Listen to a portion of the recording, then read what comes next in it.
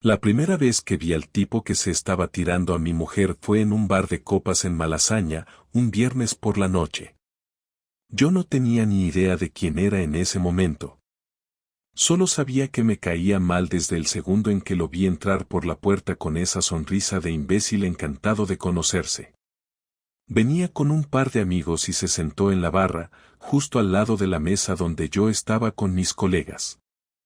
Lo típico, risas forzadas, ropa cara con aire casual y esa manera de mirar alrededor como si todo el local estuviera ahí para aplaudirle. No le di más importancia hasta que, al ir al baño, lo vi besando a una mujer contra la pared del pasillo. No fue un beso de esos que se dan en secreto. Fue un beso con hambre, de esos que se dan cuando sabes que no deberías estar haciéndolo. Yo no habría reconocido a la mujer si no hubiera sido por su abrigo. Era el abrigo que yo le regalé a Laura por Navidad hace solo 6 meses. Un abrigo caro, de esos que sabes que no vas a poder pagar 2 veces. No reaccioné. Me quedé mirando 2 segundos más de lo que debía, luego entré al baño como si nada. Me lavé la cara y me miré al espejo, intentando procesar lo que acababa de ver. No podía ser. ¿Laura? ¿Aquí? ¿Con ese tío? A las 11:00 de la noche cuando me había dicho que se quedaba en casa viendo una peli con su hermana. Salí del baño con el corazón latiendo como un martillo. El tipo ya no estaba en el pasillo. Me asomé disimuladamente por la esquina y vi que ella había vuelto a su mesa, al fondo. No estaba sola. Estaba con 3 amigas, todas riendo, como si nada hubiera pasado. Y él ni siquiera estaba en su mesa. Volvía a la barra, a seguir haciendo como que era el rey de la noche. En ese momento entendí todo. Laura y yo llevábamos 2 semanas discutiendo por tonterías. Que si no la escucho, que si me he vuelto frío, que si no hacemos nada juntos. Y yo, como un idiota, intentando mejorar las cosas. Planificando una escapada para los dos. Y mientras tanto, ella saliendo por Madrid con un imbécil con peinado de futbolista y camisa abierta hasta el ombligo. No hice nada esa noche. No le dije nada a mis amigos. Me limité a terminar la cerveza, pagar mi parte y volver a casa en silencio. Pero esa imagen del abrigo, de sus manos agarrando su cuello mientras la empotraba contra la pared, eso no se me borró nunca. Y ahí empezó todo. No dormí nada esa noche. No porque estuviera llorando o gritando o rompiendo cosas, no soy de esos, sino porque tenía la cabeza funcionando como una fábrica encendida. Me quedé en el sofá, con las luces apagadas, mirando el techo como si ahí fuera a encontrar alguna respuesta. Laura llegó pasadas las 2 de la mañana. Ni se molestó en andar despacio. Entró como si de verdad viniera de ver una película en casa de su hermana. Abrió la puerta, dejó el bolso en la entrada, se quitó los zapatos y fue directa al baño. Yo la escuchaba todo desde el salón, inmóvil. Me hice el dormido. O quizá era más cómodo no reaccionar. O tal vez necesitaba verla actuar como si todo fuera normal para convencerme de que lo que vi era real, y que ella sabía perfectamente lo que hacía. Por la mañana se levantó antes que yo, preparó café, se duchó y se fue a trabajar. Me dio un beso en la frente. Eso fue lo que me dio más asco. Ni el beso en el bar, ni el tipo tocándole la cintura, ni siquiera su cara cuando salió del baño como si no pasara nada. Lo que me repugnó fue ese gesto falso, ese intento de seguir la rutina como si la noche anterior no hubiera existido. Como si fuera tan fácil seguir, sin importar lo que había hecho. Fue en ese momento cuando supe que ya no podía mirar para otro lado. Tenía que saber la verdad completa. No bastaba con lo que vi. Durante el fin de semana me aseguré de actuar con naturalidad. Salimos a comprar cosas para la casa, comimos en un restaurante pequeño por el barrio de Salamanca y el domingo vimos una serie juntos en el sofá. Todo muy familiar. Todo muy de pareja que funciona. Pero cada vez que ella me miraba, cada vez que me sonreía, yo sentía como si estuviera viendo a una desconocida. A la misma mujer que hace unos días empujaba su cuerpo contra la pared de un bar oscuro mientras yo estaba a pocos metros sin saberlo. No quise enfrentarla de inmediato. Me conozco. Si lo hacía sin pruebas, iba a explotar. Y si explotaba, se acababa todo ahí. Quería que se acabara, sí, pero a mi manera. Así que el lunes, después de que se fuera al trabajo, me tomé el día libre. Fingí tener un compromiso con un cliente en Alcorcón, pero me quedé en casa. Me senté frente al ordenador con una libreta y empecé a escribir una lista. Todo lo que sabía de ella. Todo lo que sospechaba. Horarios. Amigas con las que decía salir. Supuestas reuniones. Los sitios donde había estado ese viernes. Y luego busqué. No el típico espionaje de película, sino cosas concretas. Las redes sociales del tipo del bar, que ya había encontrado por pura memoria visual. Lo recordaba riéndose con unos amigos en la barra, uno de ellos mencionó su nombre sin querer. A partir de ahí, fue fácil. Se llamaba David. Tenía 35 años, trabajaba en una agencia de eventos y, sorpresa, era el hermano pequeño de Nuria, una compañera de trabajo de Laura. Esa misma Nuria con la que Laura decía salir algunas noches. Revisé todas las fotos públicas de los perfiles de ambos. En una de ellas, publicada hace 3 semanas, aparecía Laura en segundo plano, en una terraza, riéndose con un grupo de amigos. Estaba el tal David. No se estaban tocando, no había nada comprometedor, pero el lenguaje corporal decía mucho más que las palabras. Estaban cerca, demasiado. Ella lo miraba como no me miraba a mí desde hacía meses. Llamé a la oficina haciéndome pasar por un cliente que quería reservar un espacio para una fiesta privada.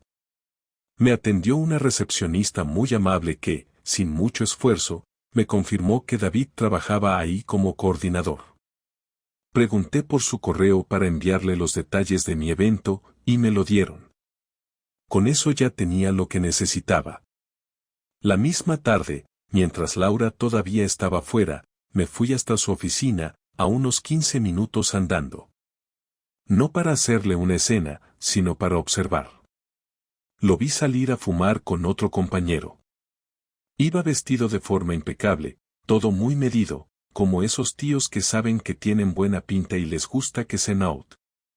Estuvo hablando por el móvil durante 10 minutos, y al final, antes de volver a entrar, revisó su reloj y dijo en voz alta algo como Laura viene en media hora. No fue un comentario dirigido a mí, ni siquiera sabía que yo estaba ahí. Lo dijo sin pensar, como quien habla solo. Me volví a casa con una calma extraña. Ya no era una sospecha. Ya no era solo una imagen borrosa en un bar. Era real. Estaban viéndose. Planeaban verse ese mismo día. Ella me había dicho que se iba a quedar hasta tarde porque estaban cerrando un presupuesto importante. Me lo dijo sin titubear, sin ponerse nerviosa, mientras desayunábamos juntos. Esa noche no hice nada. No salí a seguirla. No fui al sitio. No revisé su bolso ni su móvil ni le grité nada. Me limité a esperar. Era como ver cómo alguien va cavando su propia tumba sin saberlo. Me tumbé en la cama, dejé la televisión encendida con el volumen bajo y pensé. Pensé en lo siguiente que iba a hacer. Ya no para salvar nada, porque no había nada que salvar, sino para exponerlo todo. A ella. A él. Y a mí mismo, que había sido tan ciego todo este tiempo. La decisión estaba tomada. Solo faltaba ejecutarla. El miércoles por la tarde, cuando Laura llegó a casa, yo ya lo tenía todo claro. No necesitaba más pistas, ni más detalles. Ya no era una sospecha, era una certeza, y eso cambia todo. Pasó por la puerta como cada día, dejó el bolso sobre el sofá, se quitó los tacones y preguntó si había algo para cenar. No le contesté. Solo la miré. Se giró hacia mí con una expresión neutra, esperando alguna respuesta, pero no dije nada. Me limité a levantar la mirada del móvil, apoyado en la mesa del comedor, y solté una frase que no pensaba decir esa noche, pero que salió sin más. ¿Qué tal con David? Ella se quedó quieta. Ni un movimiento. Ni un parpadeo. Esa pausa de 2 segundos lo dijo todo. Podía haber preguntado que David, podía haber dicho de qué hablas, pero no. Solo me miró, como si estuviera calibrando cuánto sabía yo, y cuánto podía negar sin quedar como una mentirosa. Finalmente habló, con un tono forzadamente calmado que me dio más rabia aún. ¿Qué dices? No empieces con tonterías. Me levanté sin perderle la mirada y caminé hasta la puerta. Cerré con llave. No para intimidarla, sino para que entendiera que de aquí no se iba hasta que habláramos de verdad. Me senté de nuevo y repetí, esta vez con más firmeza. David. El hermano de Nuria. Con el que te besaste en el bar de Malasaña el viernes pasado, mientras decías que estabas en casa de tu hermana viendo una película. No dijo nada, pero su cara cambió. Perdió todo color. Bajó la mirada. El silencio duró lo suficiente como para que yo entendiera que no tenía ninguna historia preparada, que no esperaba que yo hubiera visto nada, que aún pensaba que podía controlar la narrativa. Entonces lo soltó. No pasó nada importante. Solo fue un beso, y fue una tontería. Estaba borracha. Levanté la ceja. Esa excusa tan básica era casi un insulto. Me apoyé sobre la mesa, con los codos, y dije lo justo. No estás borracha todos los viernes. Ni se besa así por accidente. ¿Cuánto tiempo llevas viéndote con él? Volvió a negar, ahora más nerviosa. Se cruzó de brazos y me miró como si yo fuera el problema. No me estoy viendo con nadie. Estás sacando las cosas de contexto. Fue una tontería. Fin. Me reí, sin ganas. Me estaba empezando a hervir la sangre. Laura, no me trates como a un idiota. El tipo habló contigo por teléfono delante de mí sin saber quién era yo. Dijo que os veíais esa misma tarde. Tengo su dirección, sé dónde trabaja. Sé lo suficiente. Pero quiero oírlo de ti. Ella apretó los dientes, y por fin, como si algo se le hubiera roto dentro, habló. Vale, sí, me he visto con él algunas veces. Pero no es lo que tú crees. No estoy enamorada ni pienso dejarte. Solo, necesitaba algo diferente. Algo para sentirme viva otra vez. No sabes lo que es estar casada con alguien que hace todo bien pero con quien ya no sientes nada. Sentí como si me hubieran tirado un cubo de concreto en el pecho, pero no dije nada. Ella seguía, ahora más segura, como si su confesión le diera derecho a justificarlo todo. No se trata de ti. No es que me trates mal o que me falte algo material. Es que me siento atrapada en una rutina. Y David no es el otro, es solo, algo que me recuerda que todavía estoy viva. No planeaba que lo descubrieras, pero tampoco iba a terminar con esto mañana. Me levanté. No podía quedarme sentado escuchando esa basura. Caminé por el salón con las manos en la cabeza, sin saber si reír, llorar o romper algo. Ella me siguió con la mirada, pero no se movió del sitio. Tenía la cara de alguien que cree que ya ha dicho lo peor, que ahora todo lo demás es trámite. Me di la vuelta y la miré de frente. ¿Y yo qué soy? ¿Tu compañero de piso? ¿El tipo que paga la hipoteca mientras tú buscas sentirte viva con un imbécil de discoteca? ¿De verdad crees que esto va a quedar así? Ella bajó la mirada de nuevo, pero no se disculpó. No lloró. No intentó abrazarme. Solo dijo algo que terminó de romper lo poco que quedaba de nosotros. No quiero divorciarme. Quiero que sigamos. Podemos superar esto si los dos lo intentamos. Le señalé la puerta. No vamos a superar nada. Porque tú no te equivocaste, tú elegiste. Y ahora vas a vivir con esa elección.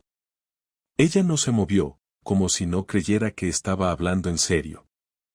Agarré su bolso y se lo lancé al sofá. Vete. Esta noche no duermes aquí. Mañana hablaremos de cómo se reparten las cosas. Pero tú y yo, se acabó. Laura recogió sus cosas en silencio. No gritó, no lloró, no pidió perdón. Y eso fue lo que más dolió. No fue la traición. Fue lo poco que pareció importarle haberlo hecho. Cuando cerró la puerta, me senté en el suelo, con la espalda contra la pared, y me quedé ahí, sin moverme, durante horas.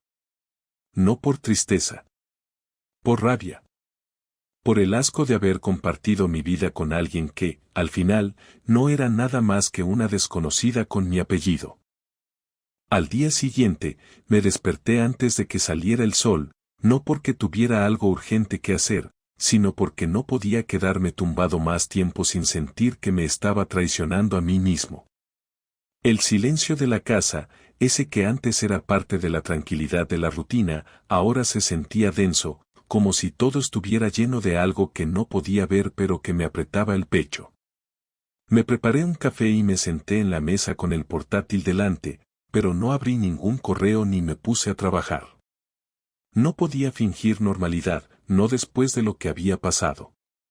Lo que necesitaba era hacer algo. No para desahogarme, no para que Laura se sintiera mal. Necesitaba dejar claro que no iba a ser el tipo que se queda en casa aceptando el papel de tonto útil, de marido engañado que lo perdona todo para mantener una imagen.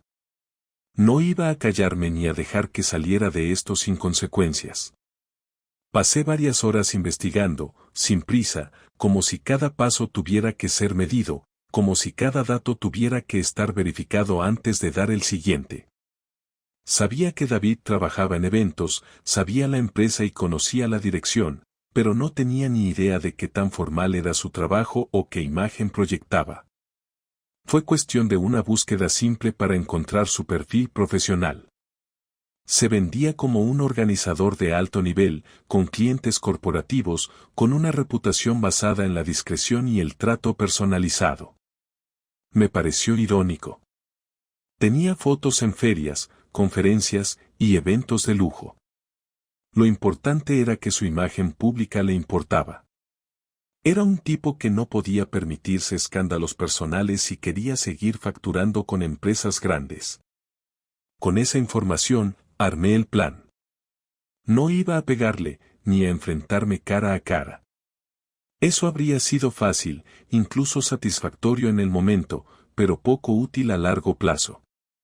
Lo que necesitaba era hacerle daño donde más le doliera, en su reputación y en su estabilidad. Comencé recopilando pruebas. No tenía muchas fotos, pero sí capturas de pantalla de los perfiles sociales, de sus interacciones con Laura, de comentarios ambiguos que habían pasado desapercibidos para los demás pero que ahora eran claros como el día. Tenía su número de teléfono y también tenía su correo, ese que me habían dado en la llamada falsa para pedirle presupuesto. Preparé un dossier sencillo pero directo, imágenes, citas textuales, lugares y fechas. No necesitaba una novela, solo hechos bien puestos. Lo guardé en un PDF con un título limpio, impersonal, asunto, conducta inapropiada de empleado. Esa misma mañana lo envié desde una cuenta de correo nueva, sin nombre, a la dirección general de la empresa donde trabajaba David. También lo mandé a varias agencias de eventos que él promocionaba en sus redes como colaboradores frecuentes. No incluye amenazas, ni insultos, ni ninguna palabra que sonara personal. Solo la información, seca, directa. Dejé que los hechos hablaran. Sabía que eso no bastaría para hundirlo, pero sí para que su entorno profesional empezara a mirarlo con otros ojos. Lo siguiente fue más personal. Laura no sabía que yo tenía acceso a su correo laboral. Un descuido suyo, una vez que dejó la sesión abierta en el portátil de casa, me permitió tener acceso sin que ella lo supiera. No hice nada durante semanas, no lo necesitaba, pero ahora sí. Revisé sus últimos correos. Vi cómo hablaba con confianza, cómo planeaba viajes con sus compañeras, cómo compartía bromas privadas con su jefa. Guardé una copia de todo, incluso del calendario con sus ausencias coordinadas con reuniones externas. Y entonces envié un correo desde esa misma cuenta, fingiendo ser ella, para cancelar una serie de reuniones. Nada grave. Solo lo justo para sembrar el caos y que empezaran a desconfiar de su organización. Luego cambié la contraseña y cerré todo. El golpe final fue directo. Imprimí un conjunto de mensajes que había recuperado del móvil de Laura días antes, cuando aún confiaba lo suficiente como para dejarlo sin bloqueo. No había fotos, pero sí texto explícito. Palabras que no se dicen entre colegas ni entre personas que intentan sentirse vivas. Palabras que dejan claro que lo suyo no fue un error, ni una aventura breve, sino una relación con nombre y apellidos. Puse esos mensajes en un sobre y los dejé en la portería de la empresa de David, con su nombre y una nota que decía para uso personal. Urgente. No firmé nada. No necesitaba hacerlo. Me bastaba con saber que alguien iba a abrir ese sobre y que David iba a tener que dar explicaciones. Al final del día, me senté en el mismo sofá desde el que vi salir a Laura la última vez.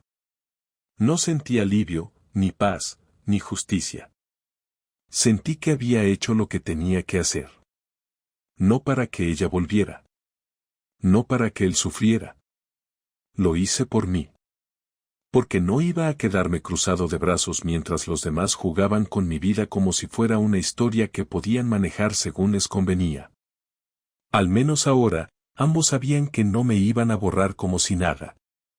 Que yo también podía golpear. Que no todos los maridos engañados se quedan llorando en silencio. 3 días después de que Laura se fuera de casa, me escribió un mensaje. No me pedía perdón, tampoco explicaciones. Solo decía que necesitaba hablar. No le contesté. Esperé un día más y fue ella quien apareció por el portal sin avisar, como si todavía tuviera ese derecho de entrar en la vida de alguien después de haberla pisoteado sin dudar. Cuando toqué el telefonillo y la escuché decir mi nombre, dudé si abrirle, no porque me importara verla, sino porque sabía que esta vez no podía permitirme flaquear. No debía dejar que me arrastrara con su tono suave ni con sus frases vacías de responsabilidad. Subió en silencio, sin maquillaje, con la cara tensa y ojeras marcadas. Llevaba el mismo abrigo del día que la vi besando a David. Ni siquiera eso se había molestado en cambiar. Nos sentamos uno frente al otro, ella en el borde del sofá, yo en la silla del comedor.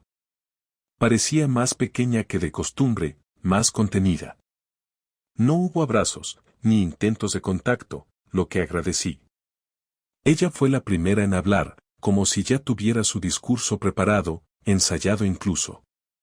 No he venido a justificar nada. Sé lo que hice, sé que te fallé, y sé que ahora es muy difícil que me escuches sin pensar que todo lo que diga es mentira.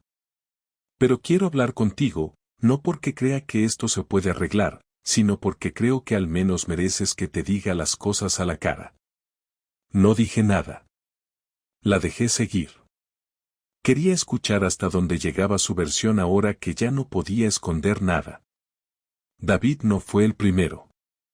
No fueron muchos, pero pasó antes, una vez, hace más de un año. Fue con otro compañero del trabajo, alguien con quien solo estuve 2 veces. Después me sentí culpable, lo dejé y no volví a pensar en eso. Pensé que podía pasar página y seguir como si nada. Y durante un tiempo, lo hice. Pero luego conocí a David, y con él fue diferente.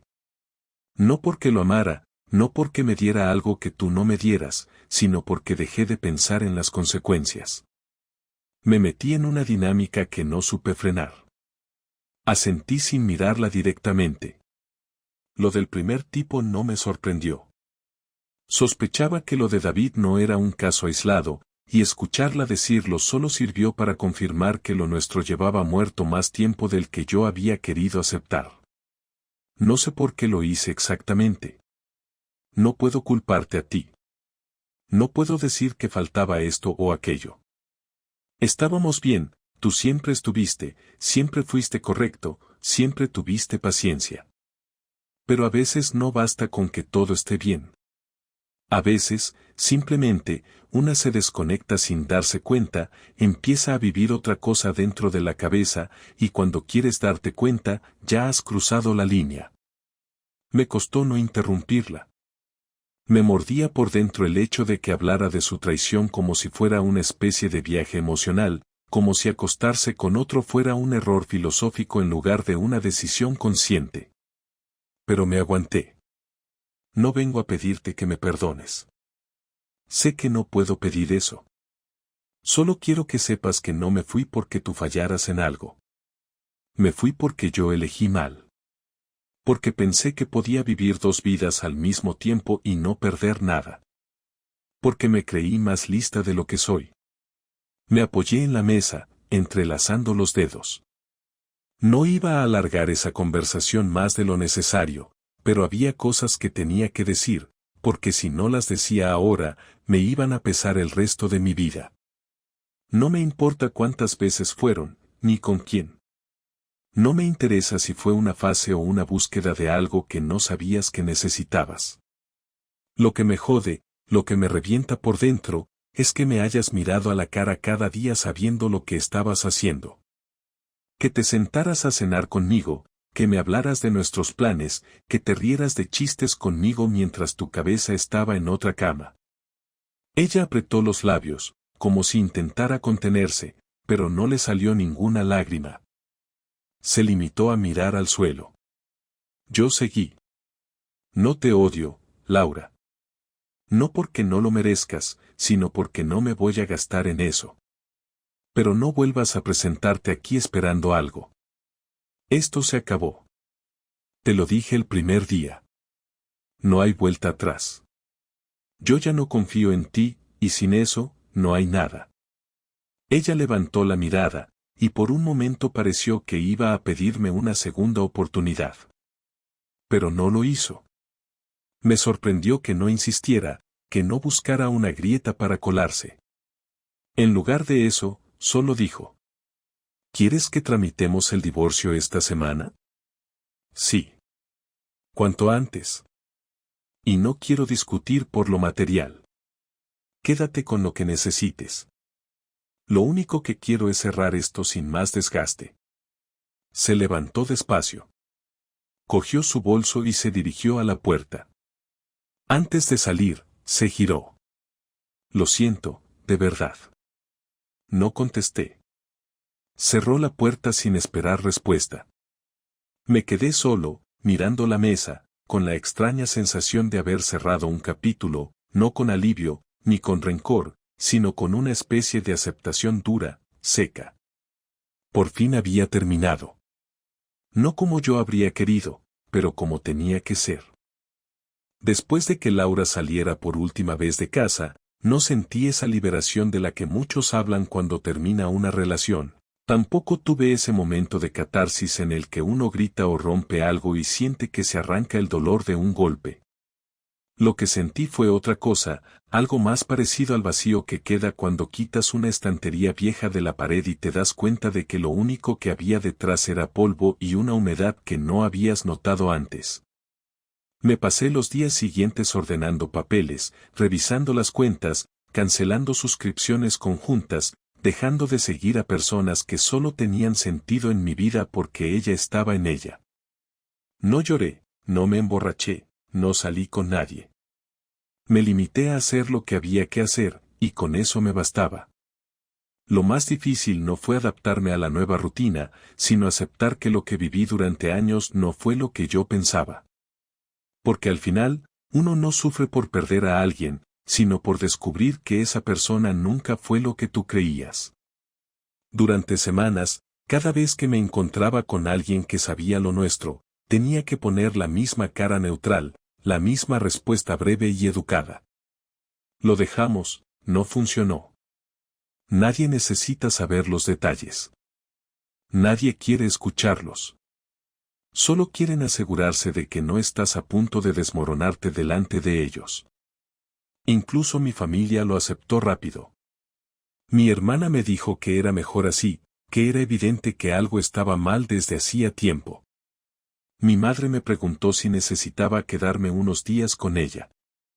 Lo agradecí, pero le dije que no. Necesitaba estar solo, necesitaba procesar todo sin tener que explicarlo en voz alta. Lo único que me permitió empezar a cerrar este capítulo fue entender que no podía cambiar nada de lo que pasó, que ninguna conversación pendiente, ninguna pelea más, ningún mensaje sarcástico ni ninguna frase hiriente iba a devolverme el respeto que perdí cuando ella decidió cruzar esa línea. Me costó asumirlo, porque todos queremos pensar que una traición se repara con un castigo, que si el otro sufre lo suficiente, uno se siente mejor. Pero no es así. Yo lo intenté. Quise que pagara. Quise que perdiera cosas. Y quizá lo hizo, quizá su trabajo se complicó, quizá su relación con David se arruinó, quizá sus amistades empezaron a mirarla con desconfianza. Pero nada de eso me devolvió la tranquilidad. Lo único que funcionó fue cortar por completo, asumir que ya no era parte de mi vida y que cualquier pensamiento sobre ella era una pérdida de tiempo que solo me restaba a mí. Cuando firmamos el divorcio, no hubo lágrimas ni discusión. Fue rápido. 2 firmas, un apretón de manos frío, una despedida sin frases finales. No le dije que le deseaba lo mejor, no me interesaba cómo estaba ni qué haría después. Tampoco ella preguntó por mí. Todo lo que quedaba entre nosotros era un expediente y un par de recuerdos que ya no tenían sentido. Al salir del registro, no me detuve a mirar atrás. Fui a una cafetería, pedí un café solo, lo bebí sin azúcar y después caminé por la ciudad sin rumbo, como quien quiere perderse un rato para evitar volver a una casa demasiado silenciosa. Meses después, empecé a encontrar pequeños momentos en los que ya no pensaba en ella. Comidas en las que disfrutaba sin revisar el móvil, noches en las que me dormía sin repasar conversaciones pasadas, mañanas en las que me levantaba sin sentir ese peso de incomodidad. Descubrí que uno no se cura de una traición con grandes gestos, sino con una serie de días normales que, sin darte cuenta, se vuelven tranquilos. Empecé a salir con amigos que hacía tiempo no veía, retomé proyectos que había dejado abandonados, me apunté a un curso de algo que siempre había querido aprender pero que nunca había tenido tiempo. Poco a poco, sin buscarlo, fui reconstruyendo una versión de mí que no dependía de nadie. Una tarde, caminando por Lavapiés, la vi a lo lejos. Estaba en una terraza, con alguien que no reconocí. No era David. Reía. Se veía bien. No sentí nada. Ni celos, ni rabia, ni tristeza. Solo la reconocí como se reconoce a una conocida lejana, alguien que pasó por tu vida pero que ya no pertenece a ella. No me acerqué. No me oculté. Seguí caminando y no miré atrás. Fue en ese momento, sin ceremonia, sin discurso, sin drama, cuando supe que había terminado de verdad. Lo que aprendí de todo esto no es que el amor duele o que la gente falla. Eso ya lo sabía. Lo que entendí es que a veces lo más difícil no es dejar ir a alguien, sino soltar la idea de lo que esa persona significaba para ti. No fue Laura lo que perdí, fue una versión de mí que creía que tenía algo sólido cuando en realidad tenía un castillo de arena. Pero al final, con el tiempo, construí algo mejor. No más fuerte, no más grande, solo algo mío. Y con eso me basta. Porque ahora, por fin, sé quién soy sin ella. Y me gusta más.